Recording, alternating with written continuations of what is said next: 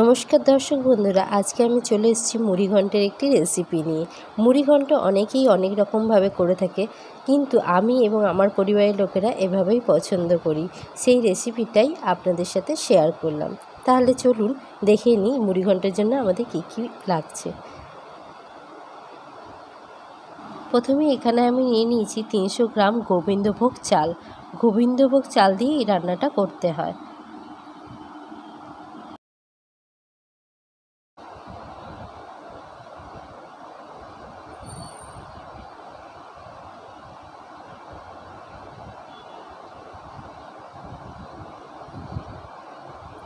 এবারে এর মধ্যে আমি দিয়ে দিলাম জল।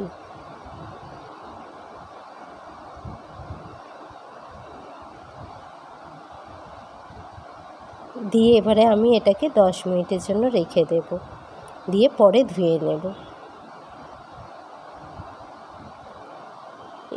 এবারে এখানে আমি একটা নিয়ে নিয়েছি কাতলা মাছের বড় দেখে মাথা। এবারে এই মাথাটাকে এবারে একটু নুন আর হলুদ দিয়ে আমি ম্যারিনেট করে রেখে দেব কিছুক্ষণের জন্য।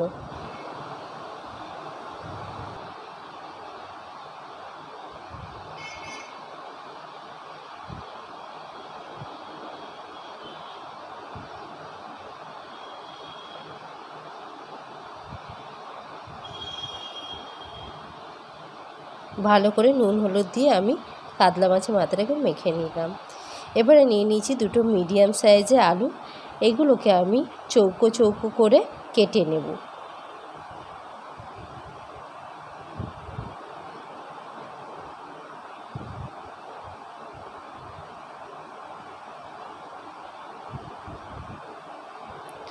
নিয়ে এবারে এই আলুগুলোর মধ্যে জল দিয়ে আমি রেখে দেব।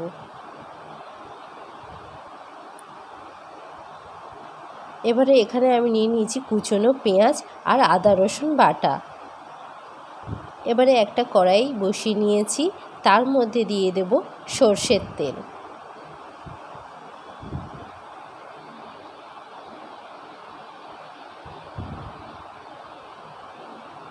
সর্ষের তেলটা গরম হয়ে এসছে, এবারে মাছের মাথাগুলো দিয়ে আমি ভেজে নেব।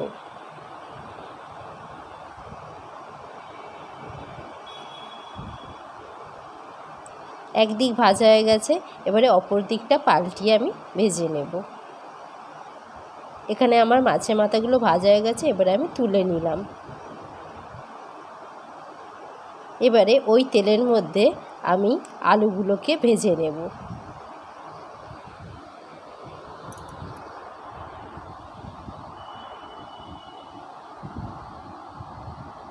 এর মধ্যে দিয়ে দেবো সামান্য একটু নুন আর হলুদ।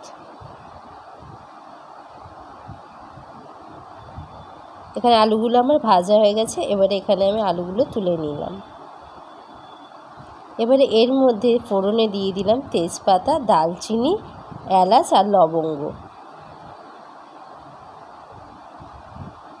দিয়ে হালকা ফ্রাই করে নেব।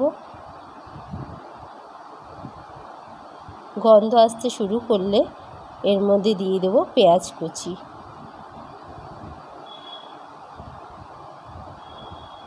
সুন্দর একটা গন্ধ বেরোচ্ছে, এবারে এর মধ্যে আমি দিয়ে দেব পেঁয়াজ কুচিটাকে।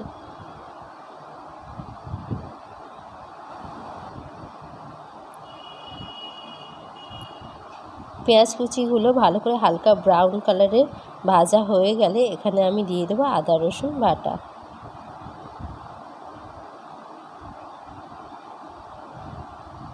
পেঁয়াজগুলো ভাজা হয়ে গেছে, এবারে আদা রসুন বাটাটাকে এখানে আমি দিয়ে দেবো। এখানে 2 টেবিল চামচের মতন আদা রসুন বাটা আছে, সেটাকে আমি এখানে দিয়ে দিয়েছি। দিয়ে ভালো করে নাড়াচাড়া করে নেব।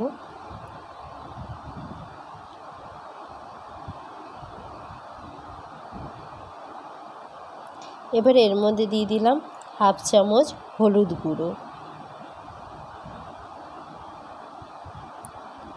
দিয়ে দেব লাল লঙ্কার গুঁড়ো।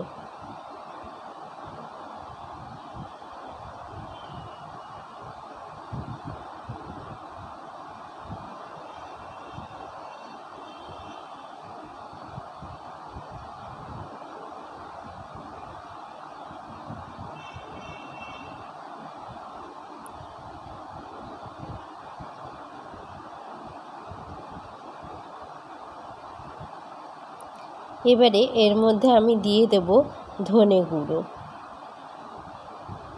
আর দিয়ে দেব হাফ চামচ জিরে গুঁড়ো, দিয়ে ভালো করে সমস্ত উপকরণ একসাথে মিশিয়ে নাড়াচাড়া করে একটু কষিয়ে নেব।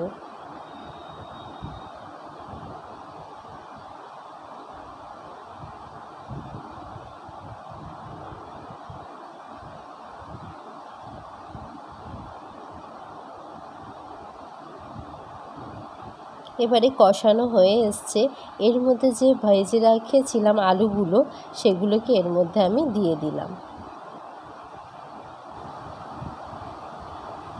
এবারে এর মধ্যে কাতলা মাছের মাথাটাকে আমি দিয়ে দিলাম, দিয়ে আলু আর কাতলা মাছের মাথাটাকে ভালো করে নেড়েচেড়ে আমি এখানে কষিয়ে নেব।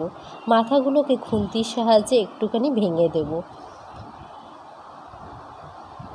দিয়ে ভালো করে আমি এটাকে নাড়িচাড়ি কষিয়ে নেব।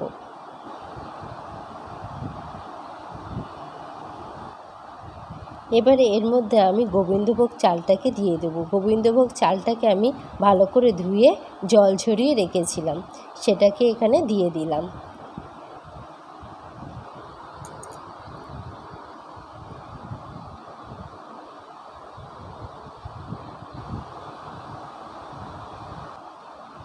এবারে সমস্ত উপকরণ আমি ভালো করে নাড়াচাড়া করে মিক্স করে নেব।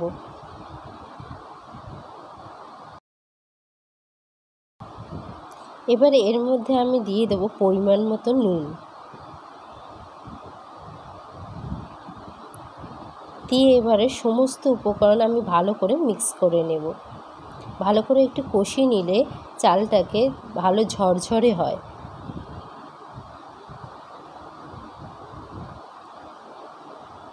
ভালো করে কষানো হয়ে গেছে, এবারে এর মধ্যে আমি দিয়ে দেব 4 কাপ জল।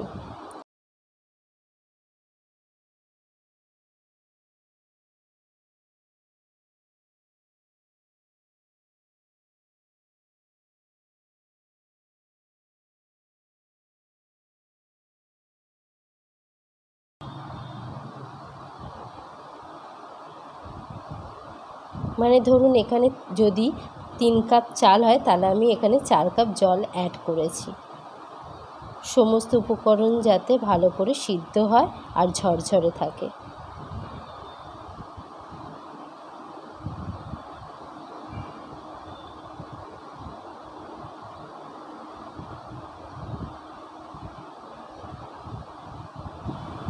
ফুটে উঠলে আমি এটাকে ঢেকে রেখে দেব। এটা একদম স্লো ফ্লেমে রেখে রান্না করব।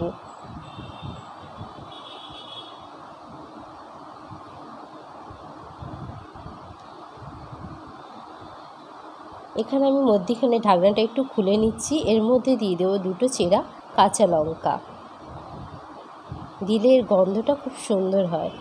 এবারে আবারও আমি একটু নাড়াচাড়া করে নিচ্ছি, নিয়ে আবারও ঢেকে নেব।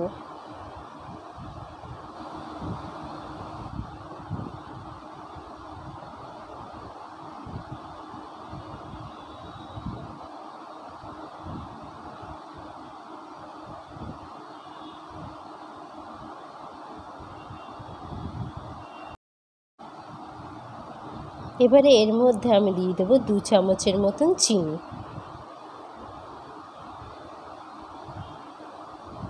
দিয়ে ভালো করে মিক্স করে নেব।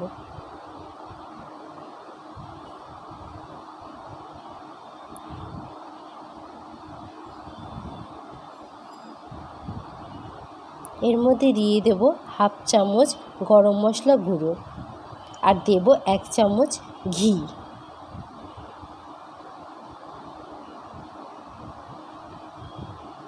গরম মশলা গুঁড়ো দিয়ে একটু নাড়াচাড়া করে নিচ্ছি, আর চিনিটা দিয়েছিলাম, সমস্ত উপকরণ একটু ভালো করে মিশিয়ে নিচ্ছি। নেওয়ার পরে এর মধ্যে লাস্টে 1 চামচ ঘি অ্যাড করব, করে আমি ঢেকে দেব।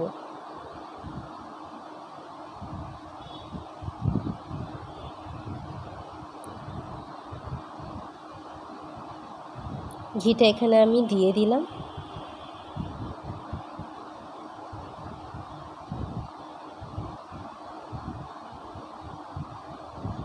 এবারে এটাকে আমি 10 মিনিটের জন্য ঢেকে রেখে দেব। ফ্লেমটা এখানে আমার অফ করে দিয়েছি। রান্নাটা আমার প্রায় হয়ে গেছে। সম্পূর্ণ ভিডিওটা দেখার জন্য আপনাদেরকে অসংখ্য ধন্যবাদ। আর যদি মনে হয় ভিডিওটি ভালো লেগে থাকে আপনাদের, তাহলে অবশ্যই একটা লাইক আর অবশ্যই সাবস্ক্রাইবটা করে দেবেন।